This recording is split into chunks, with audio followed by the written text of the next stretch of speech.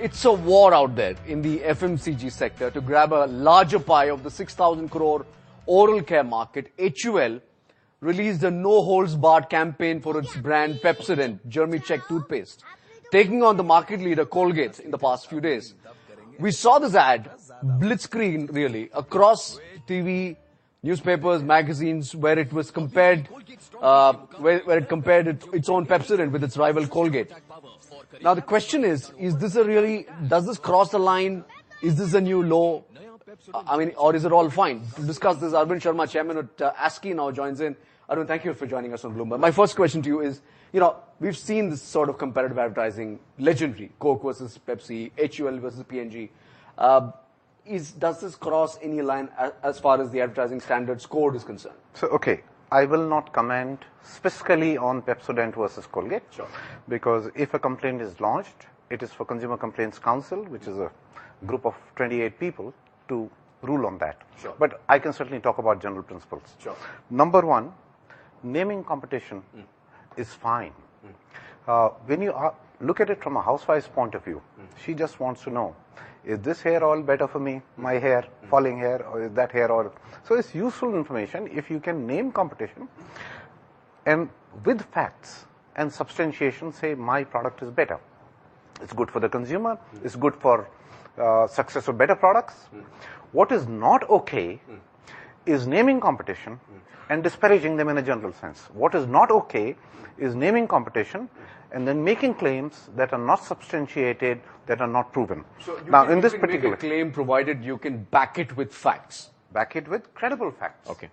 Right. It can be scientific research, it can be scientific consumer research, Sure. dependable consumer research, but you just can't go in, name competition and disparage them without facts. Okay, so this doesn't violate any of the code that ASCI has, you would say. But mostly, you're seeing most of these cases land up in courts. Yes. What has been the past? What has been in the past experience? Are you expecting this to land up in court? It is for Colgate to decide. I won't advise them on what to do. Sure, okay. Yeah. But in a sense, are courts really, in the sense, does it where the buck stop? Oh yeah, courts do take this on board. For years and years, Colgate had blocked any competitor from using red color on their pack. Sure. Because their claim was this is their trademark color and therefore any toothpaste using that color is passing off. So, commercial law is an important arm of law, aspect of law, and courts are engaged. But Arvind, if you're talking about large multinational companies, do we see this anywhere else in the world where the name of the competitor is directly taken? This is not blurred images. And each one makes a claim, and before you actually know what happens, the case is in court and you don't hear after that. So, where does this really inform the consumer? In most countries around the world, and certainly all the Western countries, you're allowed to name competition, you're allowed to show the pack. Wow. You guys do it on channel data all the time.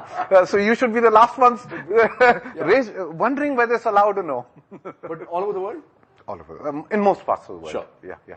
But